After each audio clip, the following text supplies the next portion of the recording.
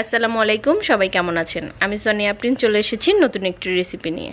আজকে আমি রান্না করব টাকি শুটকি। শুটকির ভিডিওগুলো আপনারা যেভাবে ভালোবেসেছেন সেই জন্য আবার আপনাদের সাথে রেসিপিটা শেয়ার করলাম। প্রথমে আমি এক বাটি পেঁয়াজ কুচি করে নিয়েছি। এখন পেঁয়াজটা তেলে ভেজে নেব। যখন ব্রাউন কালার হয়ে যাবে তখন এটার মধ্যে আমি বাকি উপকরণগুলো অ্যাড করব। পেঁয়াজটা ব্রাউন কালার করে ভেজে রান্না করলে খেতে অনেক বেশি মজা লাগে।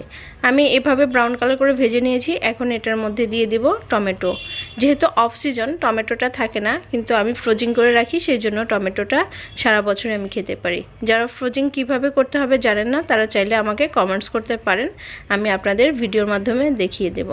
টমেটোটা দিয়ে আমি নেড়েচেড়ে নিলাম।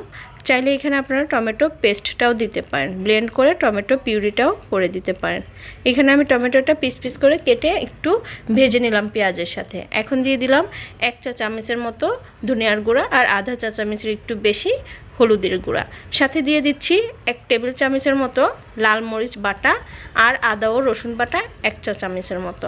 যেহেতু আমি একটু ঝাল ঝাল করে রান্না করব শুটকি, সেই জন্য আমি এইখানে মরিচ বাটাটা একটু বেশি দিয়েছি। এখন এটাকে নেড়েচেড়ে মিক্স করে নিলাম। সাথে দিয়ে দিতে হবে স্বাদ মতো লবণ। লবণের পরিমাণটা বেশি হলে সমস্যা নাই, যারা লবণ বেশি খেতে চান বেশি করে দিয়ে দিতে পারেন, তবে স্বাদ মতো দেওয়াটাই ভালো। এখন আবার এটাকে একটু নেড়েচেড়ে নিব। মশলা এবং পেঁয়াজটা ভালোভাবে কষানো হয়ে গেলে এটার মধ্যে অ্যাড করে দিতে হবে শুটকি মাছ।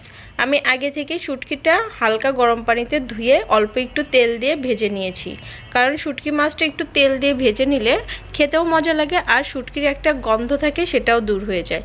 তবে আমার কাছে শুটকির ঘ্রাণটা ভালো লাগে, সেই জন্য আমি বেশি তেল দিয়ে মোচমোচ করে ভাজি না, এটা অল্প একটু ভেজে নিয়েছি। এখন নেড়েচেড়ে মিক্স করে দিচ্ছি মাছ এবং মশলা। নেড়েচেড়ে ভালো করে কষিয়ে নেওয়ার পরে এটার মধ্যে অ্যাড করে দিতে হবে পানি। যেহেতু শুটকি হাতে করা, সেই জন্য এখানে পানির পরিমাণটা একটু বেশি দিচ্ছি। শুটকিটা একটু বেশি শক্ত, আর বাজারে কেনা শুটকিগুলো একটু নরম থাকে, সেই জন্য পানির পরিমাণটা কম দিতে হয়। আমি এখন পানি পরিমাণ মতো দিয়ে এটা ঢেকে দিব, যেন শুটকিগুলো ভালোভাবে সিদ্ধ হয়ে যায়। শুটকিটা ভালোভাবে সিদ্ধ না হলে খেতে কিন্তু মজা লাগবে না, একটা গন্ধ আসবে। সেই জন্য আমি এখানে যথেষ্ট পরিমাণে পানি অ্যাড করে এটাকে ঢেকে দিলাম প্রায় 10 মিনিটের মতো। 10 মিনিট পর মোটামুটি শুটকি সিদ্ধ হয়ে যাবে। তারপরে আবার একটু নেড়েচেড়ে এটার মধ্যে অ্যাড করে দিতে হবে ধনেপাতা। ধনিয়া পাতাটা আমি এভাবে শর্টকাটে সবসময় দিই, আপনারা চাইলেও এভাবে দিতে পারেন। ধনিয়া পাতা অ্যাড করার পর একটু নেড়েচেড়ে এটাকে আবার ঢেকে দিতে হবে। তার আগে আমি একটু দিয়ে দিচ্ছি জিরা পাউডারটা। যদি জিরা বাটাটা প্রথমে অ্যাড করেন তাহলে জিরা পাউডারটা দেওয়ার দরকার নেই, তবে শুটকি মাছে আমার পরের জিরা বাটাটা বা জিরা পাউডারটা অ্যাড করলেই বেশি ভালো লাগে।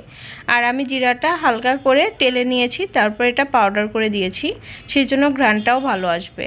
এই তো ঢেকে দিয়েছিলাম, রেডি হয়ে গেছে, নামিয়ে ফেলছি। সময় স্বল্পতার কারণে বাকিটুকু দেখাতে পারিনি, সার্ভ করাটাই দেখাইলাম। দেখেন কতটা লোভনীয় মনে হচ্ছে, খেতেও কিন্তু আসলে অনেক বেশি লোভনীয়। যে কোনো শুটকি ভর্তা বা রান্না অনেক বেশি লোভনীয় হয়, আর শুটকি দিয়ে ভাত খাইতে অনেক বেশি মজা লাগে।